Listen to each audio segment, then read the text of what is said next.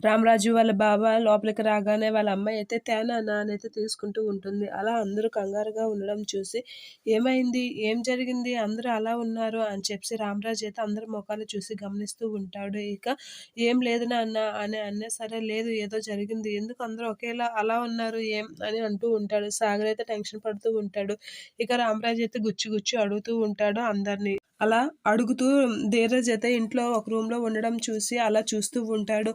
వీడెందుకు ఇక్కడికి వచ్చాడని చెప్పేసి ధీరజ్‌ని చూసి షాక్ అవుతూ ఉంటాడు రామరాజు. అలా ధీరజ్‌ని చూసి షాక్ అయ్యి, "రేరేయ్ ఎందుకురా వచ్చావు ఇంట్లోకి? రారా, పోరా" అని చెప్పేసైతే అంటూ ఉంటాడు. అలా ధీరజ్‌నైతే ఇంట్లో నుంచి బయటికి గెంటేయడానికైతే ధీరజ్‌ని కొట్టయితే బయటికైతే ఈడ్చేసి బయటికి వెళ్ళిపోమంటాడు రామరాజు. అలా వెళ్ళిపోమంటున్న రామరాజునైతే ఎవరో ఏమనలేక అలా కంగారు పడుతూ ఉంటారు. ఇక ఒక్కసారిగా వేదవతి అయితే ఆగండి అని గట్టిగా అరుస్తూ ఉంటుంది.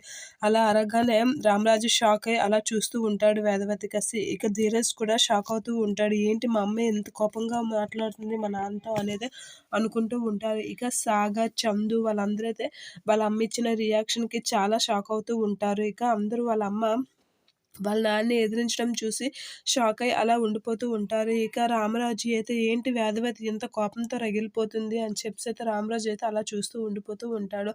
అందరూ అయితే వేదవతిని అలా చూస్తూ ఉండిపోతూ ఉంటారు. ఇక వేదవతి అయితే ఆగండి అని గట్టిగా అంటూ ఉంటుంది. ఆ మాటకి రామరాజు అయితే షాక్ అవుతూ ఉంటాడు.